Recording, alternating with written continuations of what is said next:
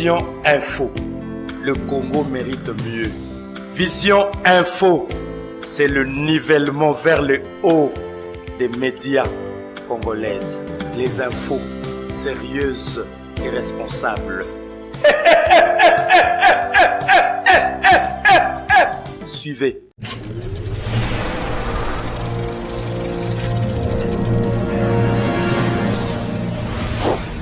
Vision d'Afrique Production, un regard net sur l'Afrique. La maison de production Vision d'Afrique, avec son personnel professionnel, satisfait tous vos besoins.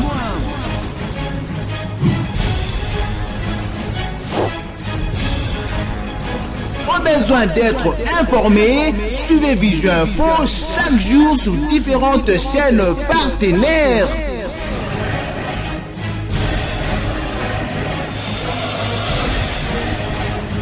Au besoin d'apprendre le montage vidéo avec deux programmes jamais utilisés ailleurs, Vision d'Afrique vous garantit une bonne formation. Au besoin de réaliser des clips, films, documentaires, reportages, Vision d'Afrique assure.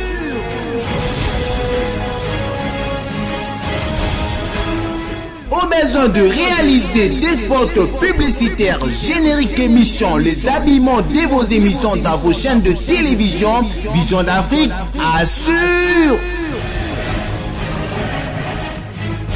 Au besoin d'apprendre le journalisme, la prise de vue, la prise de son, Vision d'Afrique assure.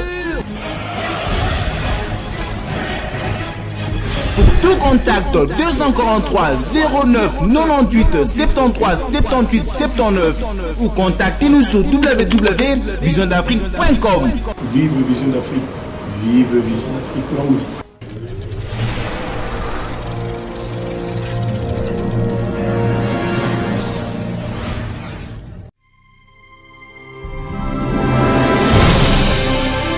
Tout va bien, tout va bien, très bien même. Le pays pendant 53 ans à l'échec.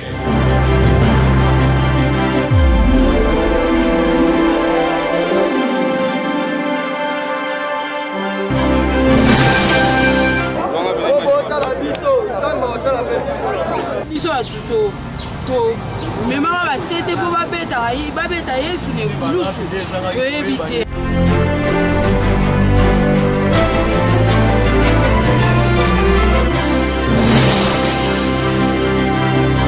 Ceux qui sont à prison et ceux qui sont dehors sont presque identiques.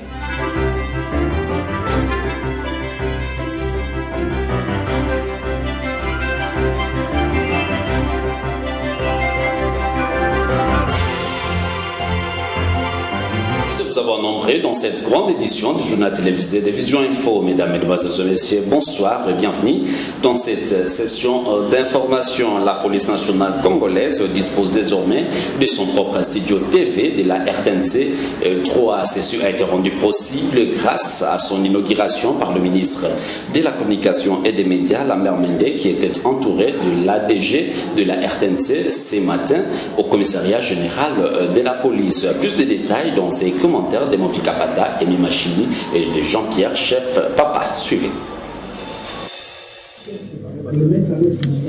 C'est dans le cadre de la révolution de la modernité prônée par le président de la République que la police nationale congolaise vient de bénéficier d'un studio TV RTNC 3 institutions.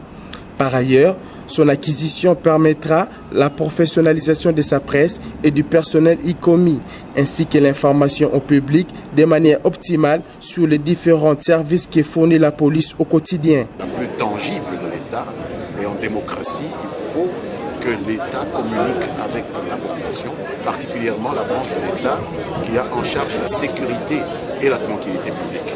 C'est extrêmement important puisque ça va nous permettre de construire une synergie qui permette à la société de vivre comme un pays civilisé. Je pense que c'est ça le défi que nous avons à pays. Je voudrais que celui qui doit être sécurisé, qu'il coopère, qu'il participe, qu'il vous dise comment il entend être sécurisé. il n'y a que celui qui a besoin de la sécurité qui sait exactement dans quoi et comment il a besoin. Et nous apportons la technicité. Ici est de retenir que cette régie TV permettait à la police nationale congolaise d'assurer la vulgarisation de sa réforme, cadre légal et réglementaire en y relevant le bien fondé.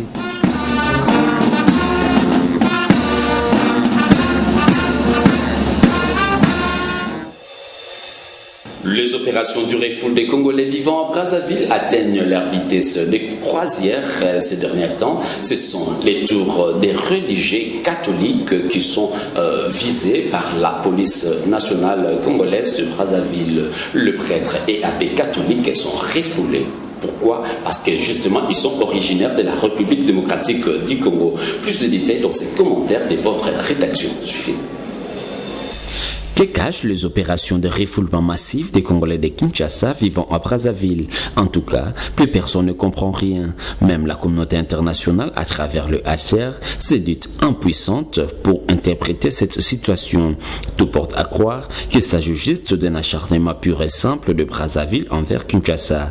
Deux peuples qui pourtant partagent la même histoire et une même culture. Des actes posés par Brazzaville s'apparentent à la xénophobie. Car comment comprendre? Même le prêtre et les religieux catholiques soient refoulés. Ces hommes de Dieu qui n'ont rien à voir avec la politique et qui ne font que leur travail. La conversion des uns vers Dieu se retrouve inquiets alors qu'ils ne dépendent pas de Kinshasa, mais de leur diocèse qui est Brazzaville. Cet acharnement contre le Congolais de Kinshasa est sans nul doute une expression de la xénophobie alimentée et entretenue par les autorités de Brazzaville. D'autant plus que le mardi, le mercredi et le jeudi, c'était le pasteur évangélique, le témoin de Jéhovah et le responsable de l'église kimbanguiste, tous originaires de la RDC, d'être déclarés personne non grata sur les sols du Congo-Brazzaville. Cette énième situation ne permet pas la poursuite de bonnes relations entre les deux pays. Déjà, le chef de l'État RD congolais, Joseph Kabila Kabange, par la bouche de son émissaire auprès du président Sassou, Léon Kengo Adondo, avait déclaré que ça n'était trop et que les autorités de Brazzaville devraient arrêter ces opérations qui ne tiennent pas compte des normes universelles en la matière. Mais une question se pose tout de même. Jusqu'où irait Brazzaville dans ses visées xénophobes au sein de la région de l'Afrique centrale? En tout cas, la question mérite d'être posée. En attendant la réponse. Il s'observe ce dernier temps un engouement au centre de contrôle technique de l'INPP, comme l'a affirmé son directeur général au micro de Mofi Kapata et Mimachini et de Dieu merci et suivi. Oui, il y a un engouement. Jusque-là, depuis le lancement du moratoire jusqu'à présent, nous avons déjà contrôlé plus de 2600 véhicules. Pour ce mois, rien que les 10 premiers jours, nous avons reçu 1244 véhicules.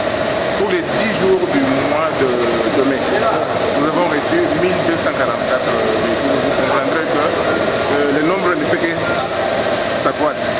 On a commencé trop bas, maintenant on est à 10 jours, on a reçu 1244 véhicules. Donc en moyenne de 100 véhicules par jour. Bon, pour ceux qui hésitent encore, ici on ne retient pas les véhicules. Vous venez juste pour le contrôle, on vous dit ce qui ne va pas sur votre véhicule, vous partez faire réparer et vous revenez, on vous donne les documents. Ce n'est pas du tout compliqué. Nous sommes ouverts. Depuis 2002 que nous sommes opérationnels ici au Congo, les gens ne le savent pas. C'est peut-être maintenant qu'avec ce que le gouvernement provincial a fait, que les gens sont en train de découvrir ce que c'est le contrôle technique. Nous avons toujours existé, nous continuons notre travail. C'est depuis 2002 que nous sommes opérationnels. Comme vous le savez déjà, le Premier ministre Augustin Matata Ponyo avait annoncé à l'UNESCO que le budget de l'éducation avait augmenté de 16%. Mais les concernés se disent indignés par ces déclarations du Premier ministre congolais. Ils l'ont fait savoir au micro de Dieu merci Bongo, c'est avant-midi. Je vous invite de le suivre. C'est avec amertume et la mort dans l'âme que les professionnels de la CRE ont suivi la déclaration faite à l'UNESCO par le Premier ministre sur l'accroissement du budget alloué à l'éducation à valeur de 16%. Les enseignants qui n'ont vu aucune bonne amélioration de leur situation sociale s'interrogent sur le satisfecit du gouvernement en matière de l'éducation.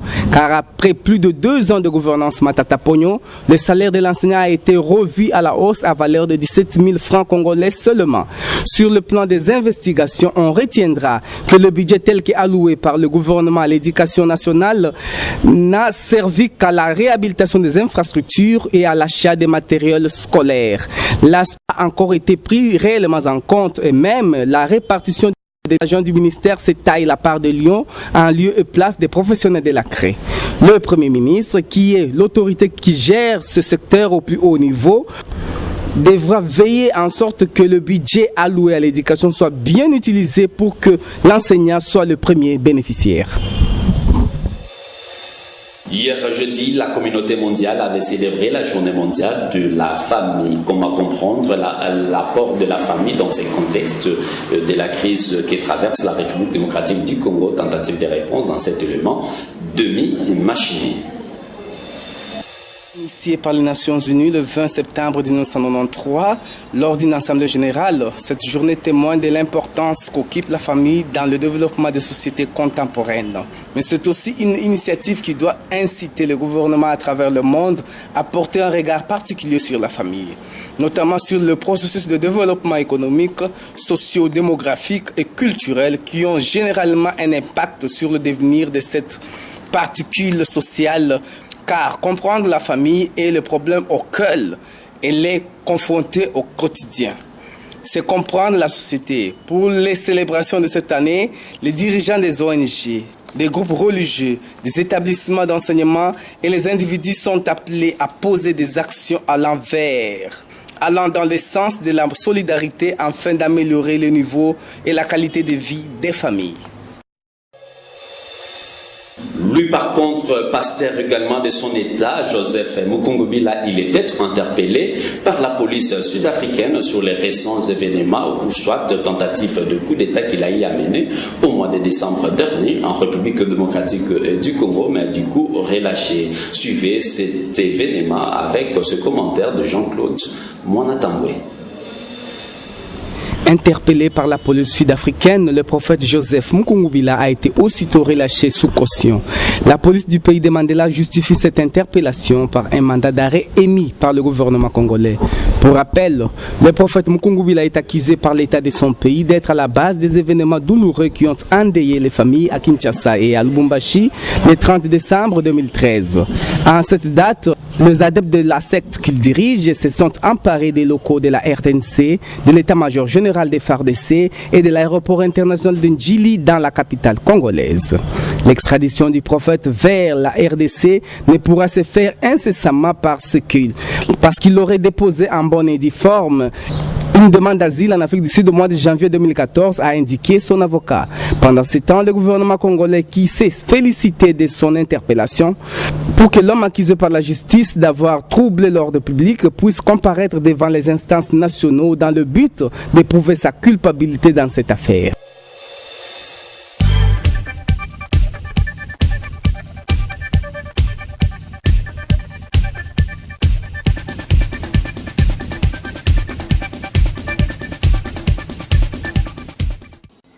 Que nous sommes seulement des animateurs. C'est ça la vision de la population. Le PRM, c'est une émanation de la population. C'est un mouvement pour l'autodéfense. Parce qu'au moment où les pouvoirs en place étaient défaillants, et la population se prend en charge avec des jeunes gens. Ces jeunes gens-là, on les appelle les combattants. Mais ils sont sous le commandement de l'autorité coutumière, sous le commandement de l'autorité indépendante de l'autorité établie. Donc cette vision, c'est que nous pouvons défendre, pour répondre à votre question, nous sommes prêts. Et nous le faisons chaque jour, défendre cette vision qui est devenue la nôtre, mais ce n'est pas notre conception. C'est la vision nous léguée par nos aïeux. Quelle vision constitutionnelle? Non, la constitution elle-même, on est en train de l'utiliser anticonstitutionnellement. Comment ça? Oui. il y a beaucoup de clauses qui sont déjà caduques ici. Ça demande que ça soit révisé. Quand vous ouvrez seulement la Constitution du 18 février 2006, qui a été révisée, dernièrement, le 20 janvier 2011. On nous dit ceci, par exemple, dans des articles. Article 2.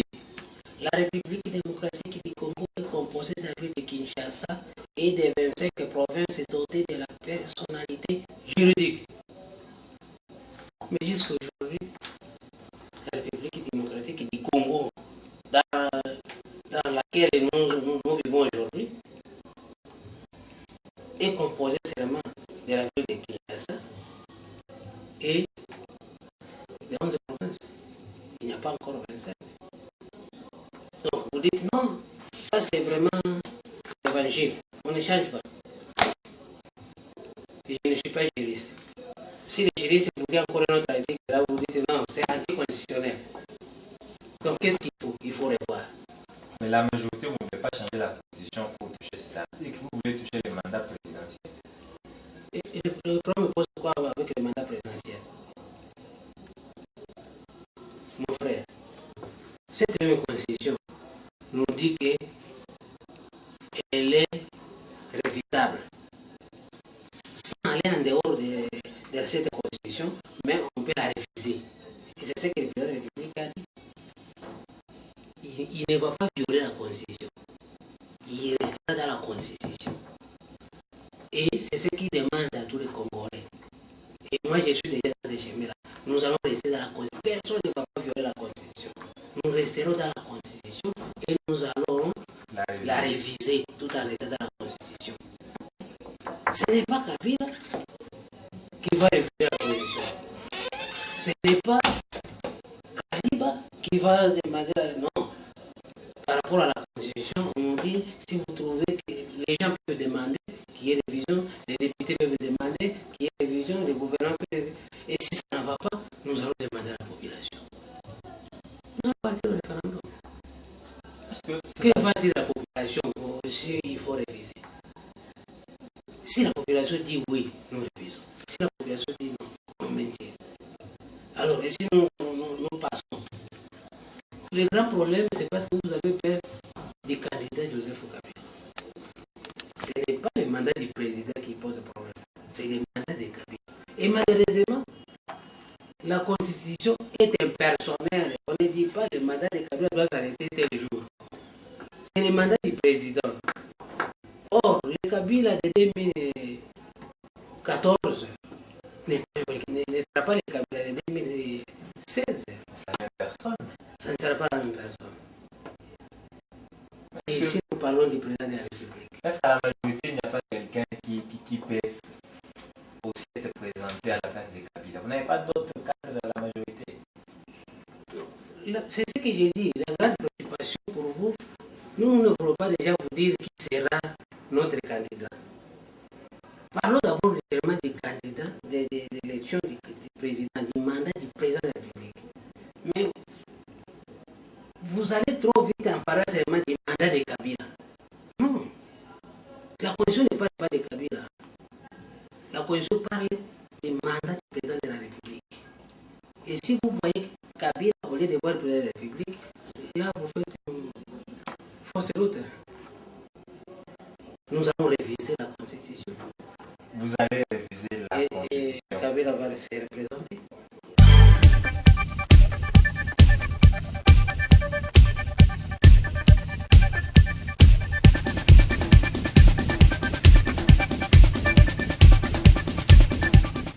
Ce journal est terminé, mais avant de le boucler complètement, je vous invite, comme il est de coutume dans notre rédaction, de suivre à présent notre proverbe du jour, une sélection de Rossi Mabanza sous la coordination technique des Trésors Mobiala. Suivez notre proverbe du jour.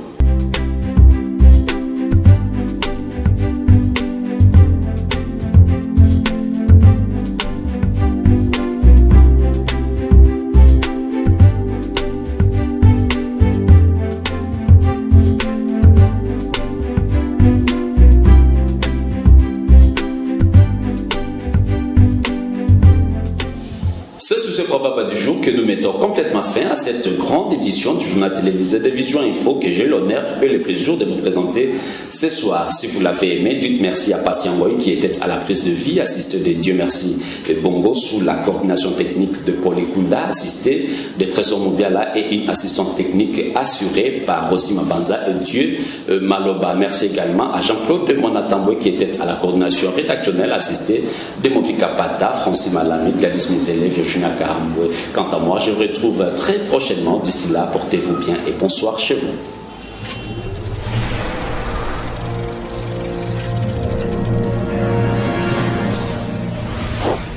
Vision d'Afrique Production, un regard net sur l'Afrique.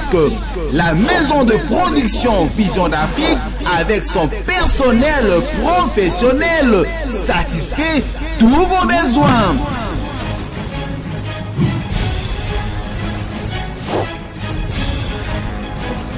Besoin d'être informé, suivez Vision Info chaque jour sur différentes chaînes partenaires.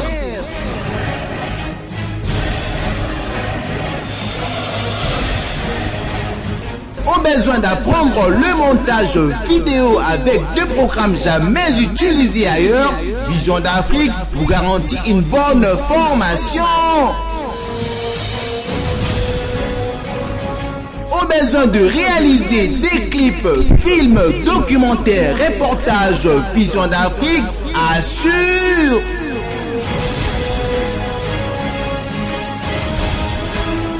Au besoin de réaliser des spots publicitaires, génériques émissions, les habillements de vos émissions dans vos chaînes de télévision, Vision d'Afrique assure. Au besoin d'apprendre le journalisme, la prise de vue, la prise de son, Vision d'Afrique assure. Pour tout contact 243 09 98 73 78 79 ou contactez-nous sur www.visiondafrique.com. Vive Vision d'Afrique, vive Vision d'Afrique, longue vie.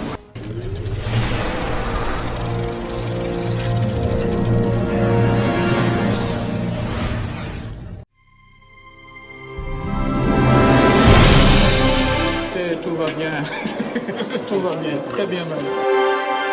Le pays pendant 53 ans à l'échec.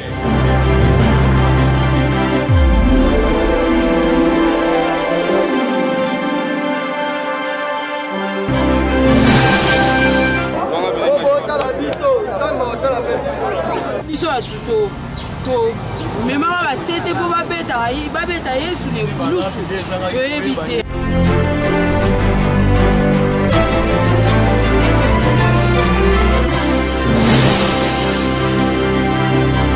Ils sont à prison, les 5 qui sont dehors, ils sont presque identiques.